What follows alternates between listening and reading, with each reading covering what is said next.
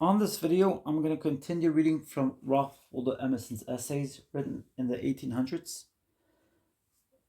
And before I start, I want to just thank you for taking time out of your busy schedule, on your busy day, to join me as I read this amazing accumulation of essays written by the amazing scholar and philosopher Waldo Emerson. He is the father of many self-help book authors, so it's pretty fascinating. Please share your thoughts, your comments, your feedback, your insights, and please feel free to drop a like or dislike reaction to this video, which you can do on the bottom of the page. Please subscribe if you haven't already. I also wanted to point out, by the way, yes, please do subscribe. That's very kind of you. But I just wanted to point out that this is my second time recording this portion of the book because I'd recorded 2.5 hours of recording, but unfortunately, I had not pressed the record button, and so therefore I was not successful properly recording it, and as a result, I had to delete 2.5 hours worth of reading. Just wanted to mention that so that you can understand how committed I am, and all I want to do is serve you. That's what this is about. Of our great, I'm going to start reading now. The Adirondacks. This is poems, and we're still reciting his poems. Of our great-hearted doctor in his boat, perchance I erred, a shade of discontent, or was it for mankind a generous shame, as of a luck not quite long, not quite legitimate, since fortune snatched from wit the lion's part? Was it a colleague peak of town and gown, as one within whose memory it burnt, that not academicians, but some lout, found 10 years since the Californian gold?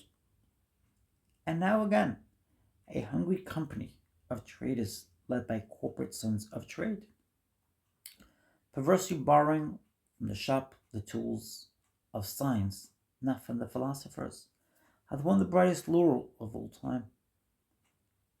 It was always thus, and will be, hand and head are ever rivals, but though this be swift, the other slow, this the Prometheus, and that the Jove, yet howsoever hid, it was from Jove the other stole his fire, and without Jove the good had never been. It is not Iroquois or cannibals, but ever the free race, with front sublime, and these instructed by their wisest too, who do the feat and lift humanity. Let not him mourn who best entitled was. Nay, mourn not one, let him exult. Yea, plant the tree that peers best apples. Plant, and water it with wine, nor watch askance, whether they sons or strangers eat the fruit. Enough that mankind eat and are refreshed. We flee away from the cities, but we bring the best of cities with us. These learned classifiers, men knowing what they seek, armed eyes of experts. We praise the guide, we praise the forest life, but will we sacrifice our dear lore of books and arts in trained experiment, or count the Sioux a match for Agassiz? Oh no, not we. Witness the shout that shook wild Tupper Lake, witness and mute all hail. The joyful traveler gives when on the verge of craggy Indian wilderness he hears from a log cabin stream Beethoven's notes on the piano played with master's hand. Well done, he cries. The bear is kept at bay. The lynx, the rattlesnake, the flood, the fire, all the fierce enemies, ague, hunger cold, this thin spruce roof, this clay log wall, this wild plantation will suffice to chase. Now speed the gay celebrities of art. What in the desert was possible within four walls is possible again. Cultural libraries, mysteries of skill, tradition fame of masters, eager strife, of king competing youths, joined or alone, to outdo each other and extort applause. Mind wakes a newborn giant from her sleep. Twirl old wheels, time takes fresh start again. On for 1,000 years of genius more. The holidays were fruitful, but must end. One August evening had a cooler breath. Into each mind intruding duties crept. Under the cinders burnt the fires of home. The letters found us in our paradise. So in the gladness of the new event, we struck our camp and left the happy hills. The fortunate star that rose and sank not. The fortunate star that rose on us sank not. The prodigal sunshine rested on the land. The river gamboled onward to the sea, and nature the inscrutable and mute permitted on her infinite repose almost a smile to steal, almost a smile to steal, to cheer her sons, as if one riddle of the Sphinx were guessed. Murdered song, Brahma. If the red slayer think he slays, or if the slain think he is slain, they know not well the subtle ways I keep and pass and turn again. Far or forgot, to me is near. Shadow and sunlight are the same. The vanished gods to me appear, and one to me are shame and fame. They reckon ill who leave me out. When me they fly, I am the wings. I am the doubter and the doubt. And I, the hymn of the Brahmin sings. The strong gods pine for my abode, and pine in vain the sacred seven. But thou, meek lover of the gods, find me and turn the back on heaven. Merlin song. Of Merlin wise I learnt a song. Sing it low or sing it loud, it is mightier than the strong, and punishes the proud. I sing it to the surging crowd. Good men it will claim and cheer, bad men it will chain and cage. In the heart of the music peals a strain which only angels hear. Merlin song, whether awake in joy or rage, hushed myriads hark in vain, yet they who hear it shed their rage and take their youth again. To hear what British Merlin sung, keenest eye and truest tongue, say now the chiefs who first arrive, usurp the seats for which all strive. The forefathers this land who found, failed to plant the vantage ground. Ever from one who comes tomorrow, men wait their good and truth to borrow. But wilt thou measure all thy road? See thou lift the slightest load.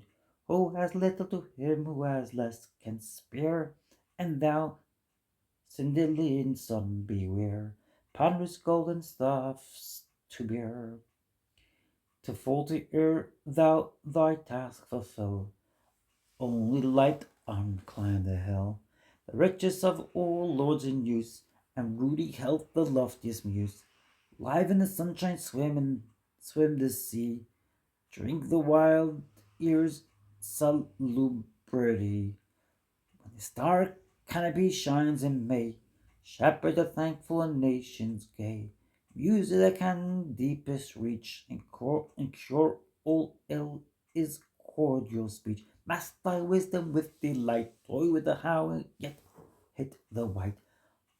Of all its uses, the main one is to live well with who has none.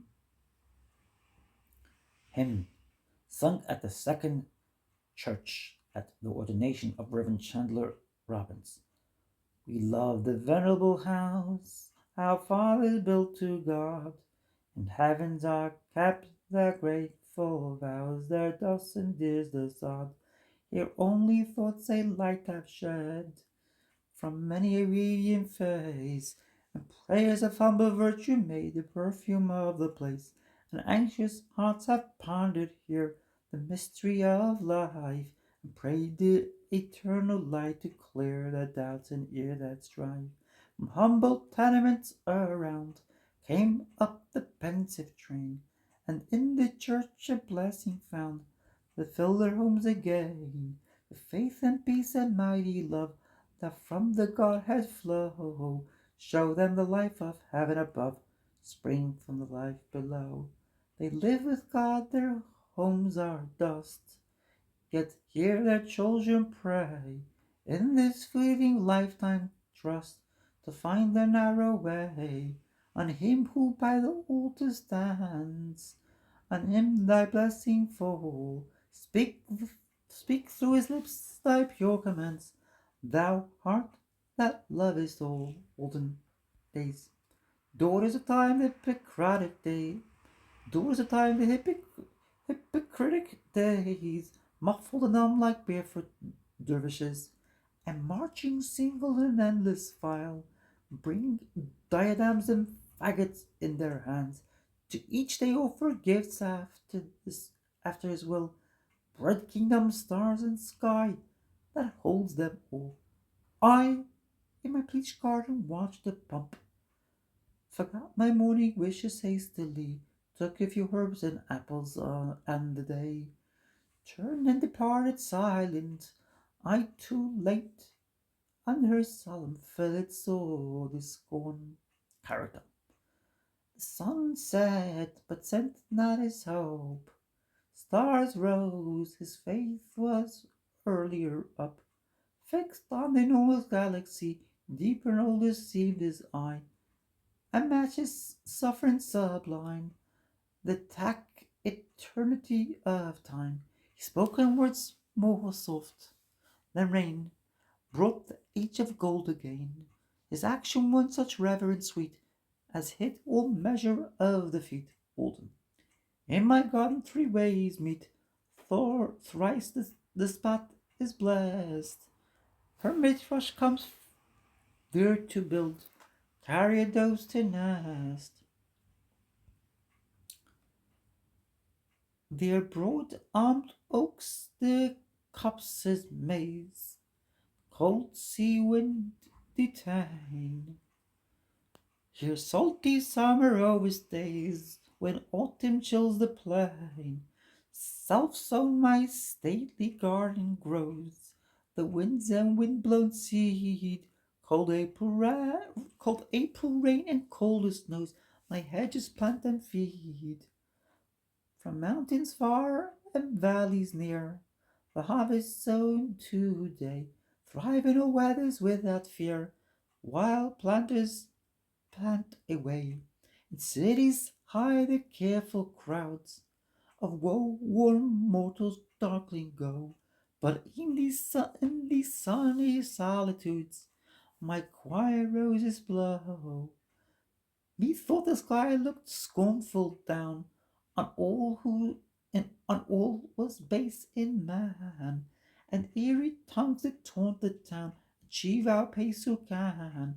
What need I holier do than Walton's haunted wave, distilled from heaven's alembic blue, steeped on each forest cave? If thought unlock her mysteries, if friendship on me smile, I walk in marble galleries, I talk with kings the while. How drearily in college hall the doctor stretched the hours, but in each post we heard the call of robins out of doors. Linen, lines to Ellen. The air is wise, the wind thinks well, and all through which it blows, plants or brain of egg or shell, or bird or bite knows, and oft at home mid tasks I heed how is the day. We must not halt while fiercely speed the spans of life away. What boots if here or Thebes or Rome or lands of Eastern day? What boots it here or Thebes or Rome or lands of Eastern day? In forests I am still at home, and there I cannot stay. Lines to Ella. Tell me, maiden, dost thou use thyself through nature to diffuse? All the angels of the coast were tenanted by thy sweet ghost, bore thy colours every flower, thine each leaf and berry bore. All wore thy badges and thy favours, in their scent or in their savours. Every moth with painted wing, every bird in carolling, the wood boughs with thy manners waved, the rocks uphold thy name engraved. The sod throbbed friendly to my feet, and the sweet air with thee was sweet. The saffron cloud that floated warm studied thy motion, took thy form, and in this airy road benign recalled thy skill and bold design, or seemed to use his privilege to gaze over the rising edge, to search where now thy beauty glowed, or made what other peerless proud. Self-reliance. Henceforth, please God, forever I forgo the yoke of men's opinions. I will be light-hearted as a bird and live with God. I find him in the bottom of my heart. I hear continually his voice therein. The little needle always known the north. The little needle always knows the north. The little bird remembereth his note. And this wise seer within me never errs. I never taught it what it teaches me. I only follow when I act all right. October 9th, 1832. And when I am entombed in my place, be remembered of a single man. He never, though he dearly loved his race, for fear of human eyes, swerved from his plan. Oh, what in heaven but the fellowship of minds that each can stand against the world by its own meek and incorruptible will? The days pass over me, and I'm still the same.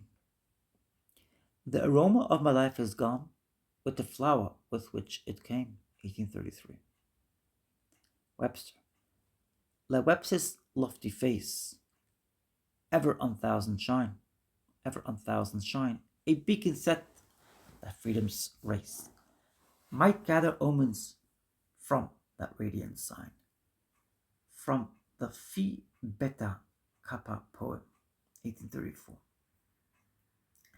Ill fits the abstemious muse a crown to weave, for living brows ill fits them to receive, and yet if virtue abrogate the law, one portrait fact or fancy we may draw, a form which nature casts in the heroic mould of them who rescued liberty of old.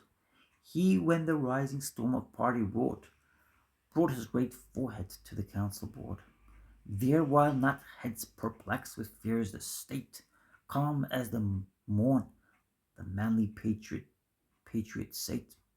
He seems when at last his clarion accents broke, as if the conscience of the country spoke. Not on its base monadonk surer stood than he to common sense and common good. No mimic from his breast his counsel drew, believed the eloquent was the true. He bridged the gulf from file away, good and wise, to that within the vision of small eyes, self-centered when he launched the genuine word. It shook or captivated all who heard, ran from his mouth to mountain and the sea, and burnt in noble hearts proverb and prophecy. 1854. Why did all manly gifts in Webster fail? He wrote on nature's grandest brow for sale. Ezra Ripley, D.D. Dr. Ripley was Emerson's step-grandfather. He lived in Concord in the Old Manse. Emerson visited there frequently as a boy and again when as a young man. He had just returned from his first trip to Europe. The sketch was prepared by Emerson for the social circle of Concord, a group of 25 people who met in each other's homes in rotation during the winter season from October to April. The chairs were arranged in the form of a circle to promote general conversation. We love the venerable house our fathers built to God, and having our kept their grateful vows. Their dust endears the sod. From humble tenements around came up the pensive train, and in the church a blessing found that filled their homes again. Ezra Ripley, D.D. Ezra Ripley was born May 1st, 1751, O.S. at Woodstock, Connecticut. He was the fifth of the 19 children of Noah and Lydia Kent Ripley. 17 of these 19 children married, and it stated that the mother leaving the mother died, leaving 19 children, 102 grandchildren, and 96 great grandchildren. The father was born at Hingham on the farm purchased by his ancestor, William Ripley of England, at the first settlement of the town, which farm has been occupied by 7 or 8 generations. Ezra Ripley followed the business of farming till 16 years of age, when his father wished him to be qualified to teach grammar school. Not thinking himself able to send one son to college without injury to his other children, with this view the father agreed with late Reverend Dr. Forbes of Gloucester, then minister of North Brookfield, to fit Ezra for college by the time he should be 21 years of age, and to have him labor during the time sufficiently to pay for his instruction, clothing, and books. But when fitted for college, the son could not be contented with teaching, which he had tried the preceding winter. He had early manifested a desire for learning and could not be satisfied without a public education. Always inclined to notice ministers and frequently attempting, when only 5 or 6 years old, to imitate them by preaching, now that he had become a professor of religion, he had an ardent desire to be a preacher of the gospel. He had to encounter great difficulties, but through a kind providence and the patronage of Dr. Forbes, he entered Harvard University, July 1772. The commencement of the Revolutionary War greatly interrupted his education at college. In 1775, in his senior year, the college was removed from Cambridge to this town. The studies were much broken up. Many of the students entered the army, and the class never returned to Cambridge. There were an unusually large number of distinguished men in his class. Of 1776, Christopher Gore, Governor of Massachusetts and Senator in Congress; Samuel Sewall, Chief Justice of Massachusetts; George Thatcher, Judge of the Supreme Court; Royal Tyler, Chief Justice of Vermont; and the late learned Dr. Prince of Salem. Mr. Ripley was ordained minister of Concord, November 7, 1778. He married November 16, 1780. Mrs. Phoebe Bliss Emerson, then a widow of 39 with 5 children. They had 3 children: Sarah, born August 18, 1781; Samuel, born May 11, 1783; Daniel Bliss, born August 1st, 1784. He died September 21st, 1841. To these facts, gathered chiefly from his own diary and stated nearly in his own words, I can only add a few traits from memory. He was identified with ideas and forms of the New England Church, which expired about the same time with him, so that he and his convivials seemed the rear guard of the great camp and army of the Puritans, which, however, in its last days, declining into formalism, in the heyday of its strength, had planted and liberated America. It was a pity that his old meeting house should have been modernized in this time. I am sure all who remember both will associate his form with whatever was grave and droll in the old, cold, unpainted, uncarpeted, square-pewed meeting house, with his four irony grey deacons in the little box under the pulpit, with Watts hymns, with long prayers rich with the diction of ages, and not less with report like musketry. From the movable seats, he and his contemporaries, the old New England clergy, were believers in what is called a particular providence, certainly as they very particular held it a very particular providence, following the narrowness of King David and the Jews, who thought the universe existed only or mainly for their church and congregation. Perhaps I cannot better illustrate this tendency than by citing records from the diary of the father of his predecessor, the minister of Meldon. Written in the blank leaves the Almanac for the year 1735. The minister writes again, January 31st. Could bought a shay for £27, 10 shillings. The Lord granted may be a comfort and blessing to my family, end quote. In March following he notes, quote, had a safe and comfortable journey to York. But April 24th we find, could Shay overturned with my wife and I in it, yet neither of us much hurt. Blessed be our gracious preserver. Part of the Shay, as it lay upon one side, went over my wife, and yet she was scarcely anything hurt. How wonderful the preservation, end quote. Then again, May 5th, quote, went to the beach with 3 of the children. The beasts, being frightened when we were all out of the Shay, overturned and broke it. I hope I desire it, that the Lord would teach me suitability to resent this providence, to make suitable remarks on it, and to be suitably affected with it. Have I done well to get me a Shay? Have I not been proud or too fond of this convenience? Do I exercise the faith in the divine care and protection which I ought to do? Should I not be more in my study and less fond of diversion?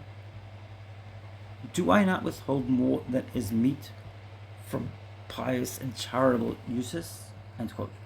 On the 15th May we have this. Coach Shay brought home mending cost 30 shillings. Favorite and his respect beyond expectation. End quote. 16th May. Quote, my wife and I rode together to Rumley Marsh. The beasts frighted several times, end quote. And at last we have this record. June 4th. Quote, disposed of my Shay to Reverend Mr. White, end quote. The same faith made was strong, and what was weak in Dr. Ripley and his associates. He was a perfectly sincere man, punctual, severe, but just and charitable. If he made his forms a straitjacket to others, he wore the same himself all his years, trained in this church, and very well qualified by his natural talent to work in it. It was never out of his mind. He looked at every person and think from the parochial point of view. I remember when a boy driving about Concord with him, and in passing each house he told the story of the family that lived in it, and especially he gave me anecdotes of the 9 church members who had made a division in the church in the time of his predecessor, and showed me how every one of the 9 had come to bad fortune or to a bad end. His prayers for rain and against the lightning, quote, that it may not lick up our spirits, end quote, and for good weather, and against sickness and insanity, quote, that we have not been tossed to and fro until the dawning of the day, that we have not been a terror to ourselves and others, end quote, are all remembered, and his own entire faith that these petitions were not to be overlooked and were entitled to a favorable answer. Some of those around me will remember one occasion of severe drought in the vicinity when the late Reverend Mr. Goodwin offered to relieve the doctor of the duty of leading in prayer, but the doctor suddenly remembered the season, rejected his offer with some humor, as with an ear that said to all the congregation, quote, "This is no time for young Cambridge men. The fear, sir, is getting serious. I will pray myself." End quote. One August afternoon, when I was in his hayfield, helping him with his man to rake up his hay, I will remember his pleading, almost reproachful looks at the sky when the thunder gust was coming up to spoil his hay. I raked very fast, then looked at the cloud and said, quote, "We are in the Lord's hand," end quote, and seemed to say, quote, "You know me? This field is mine, Dr. Ripley's thine own servant," end quote. He used to tell the story of one of his old friends, the minister of Sudbury, who, being at the Thursday lecture in Boston, heard the officiating clergyman praying for rain. As soon as the service was over, he went to the petitioner and said, quote, "You Boston ministers, as soon as a tulip wilts under your windows, go to church and pray for rain until at Concord and Sudbury are under water," end quote. I once rode with him to a house at 9 Acre Corner to attend the funeral of the father of a family. He mentioned to me on the way his fears that the oldest son, who was now to succeed to the farm, was becoming intemperate. We presently arrived, and the doctor addressed each of the mourners separately. Quote, "Sir, I condole with you," end quote. Quote, "Madame, I condole with you," end quote. Quote, "Sir, I knew your great-grandfather. When I came to this town, your great-grandfather was a substantial farmer in this very place, a member of the church and an excellent citizen. Your grandfather followed him and was a virtuous man. Now your father is to be carried to his grave full of labors and virtues. There is none of that large family left but you, and I rest with you to bear up the good name and usefulness of your ancestors. If you fail, Ichabod, the glory is departed. Let us pray." Right manly he was, and the manly thing he could do always say. I can remember a little speech he made to me when the last tie of blood which held me and my brothers to his house was broken by the death of his daughter. He said in parting, quote, "I wish you and your brothers to come to this house, as you have always done. You will not like to be excluded. I shall not like to be neglected," end quote.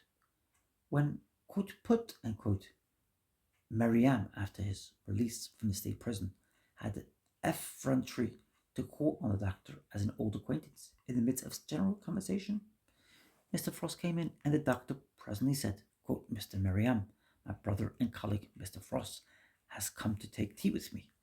I regret very much the causes, which you know very well, which make it impossible for me to ask you to stay and break bread with us," end quote. With the doctor's views, it was a matter of religion to say thus much. He had a reverence and love of society. We could read he had a reverence and love of society, and the patient continuing courtesy, carrying out every respectful attention to the end, which marks what is called the manners of the old school. His hospitality obeyed Charles Lamb's rule, and quote, "ran fine to the last," end quote. His partiality, let me repeat that again, and quote, "ran fine to the last," end quote. His partiality for ladies was always strong and was by no means abated by time. He claimed privilege of years, was much addicted to kissing, spared neither maid, wife, nor widow, and as a lady thus favored remarked to me, quote, "seemed as if he was going to make a real meal of you," end quote. He was very credulous, and as he was no reader of books or journals, he knew nothing beyond the columns of his weekly religious newspaper, the tracts of his sect, and perhaps the Middlesex yeoman. He was the easy dupe of any tonguey agent, whether coloniz, col, colonizationist or anti-papist, or Charlton of Ironcombs, or tractors or phrenology or magnetism went by. At a time when Jack Downey's letters were in every paper, he repeated to me at a table some of the particulars of that gentleman's intimacy with General Jackson in a manner that betrayed to me at once that he took the whole for fact. The undecisive him I hastened to recall some particulars to show the absurdity of the thing, as the major and the president going out skating on the Potomac, etc. Quote, why, end quote, said the doctor with perfect faith. Quote, it was a bright moonlight night, end quote. And I am not sure that he did not die in the belief in the reality of Major Downing. Like other credulous men, he was opinionative, and as I well remember, a great browbeater of the poor old fathers who still survived from the 19th of April to the end, that they should testify to his history as he had written it. He was a man so kind and sympathetic. His character was so transparent and his manner so intelligible to all observers that he was very justly appreciated in this community. He was a natural gentleman, no dandy, but courtly, hospitable, manly, and public spirited. His nature social, his house open to all men. We remember the remark made by the old farmer who used to travel hither from Maine, that no horse from the eastern country would go by the doctor's gate.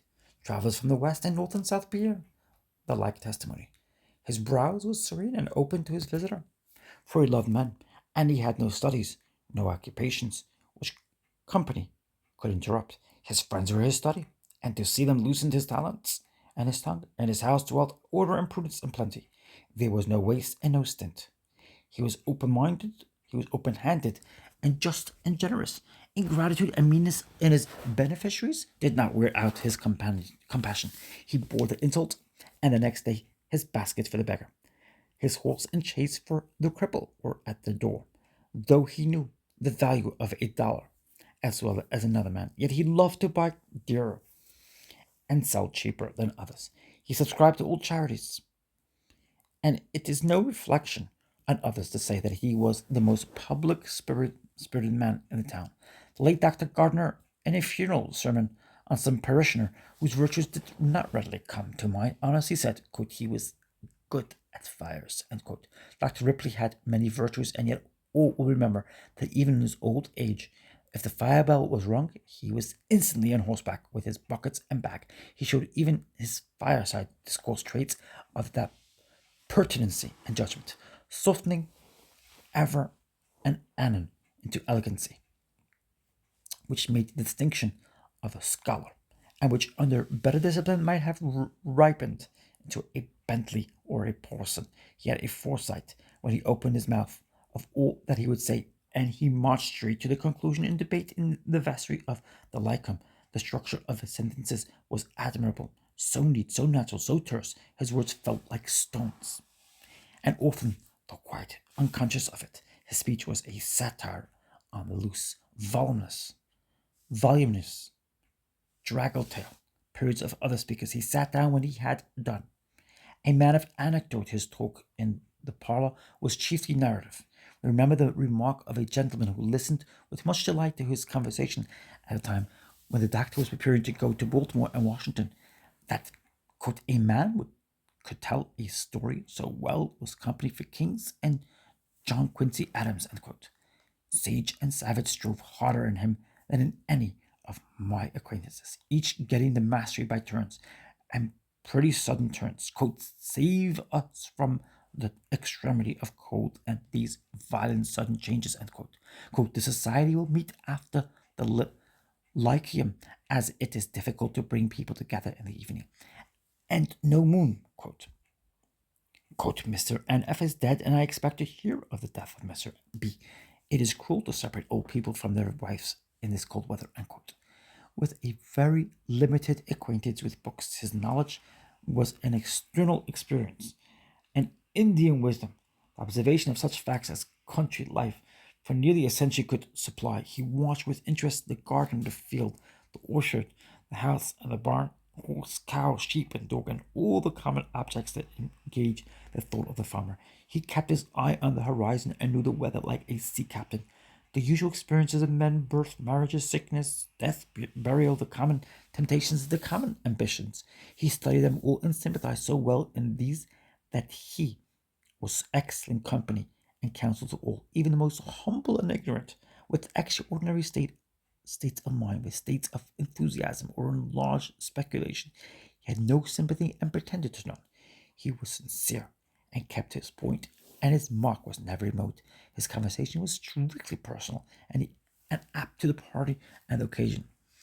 An eminent style, an eminent skill he had in saying difficult and unspeakable things, in delivering to a man or a woman that which all their other friends had abstained from saying, in uncovering the bandage from a sore place, and applying the surgeon's knife with a truly surgical spirit.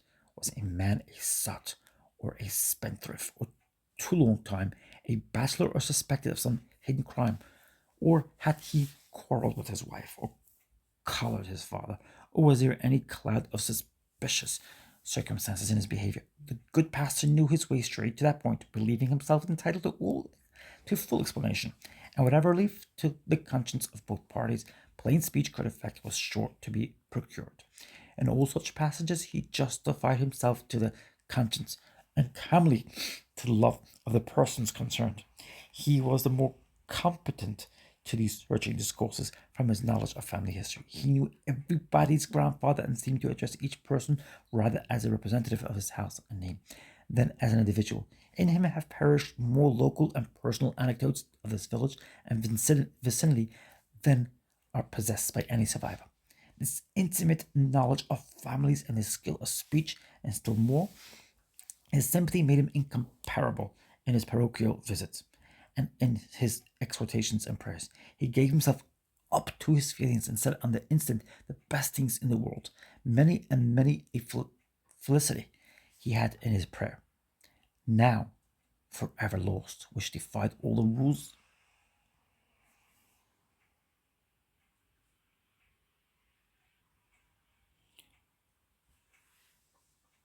of all the rhetoricians. He did not know when he was good in prayer or sermon, for he had no literature and no art, but he believed and therefore spoke. He was eminently loyal in his nature and not fond of adventure or innovation.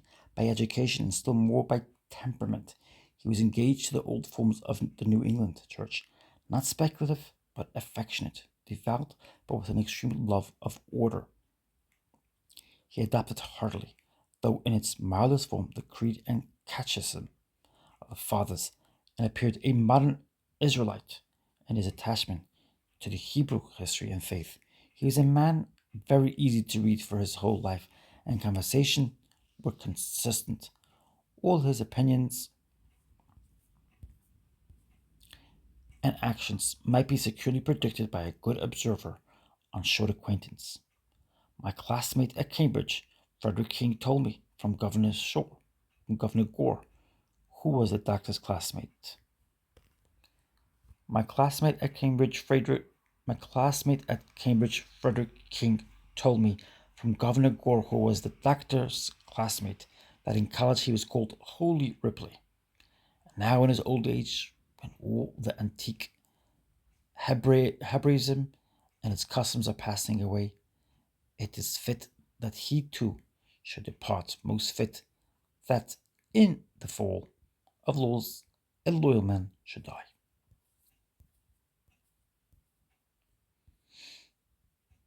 I'm going to continue the emancipation in the British West Indies on my next video. I want to thank you for taking the time out of your busy schedule to join me as I read this amazing book. Please feel free to share your thoughts, your feedback, your comments, your insights. I look forward to hearing from you. I look forward to seeing your amazing feedback, your comments, and your insights. Please like or dislike this video. Does my voice resonate with you? What do you think of my reading style? I want to hear from you. It's very kind of you. Please subscribe if you haven't already. Keep on shining a beautiful light. I love you very much. Have a lovely day.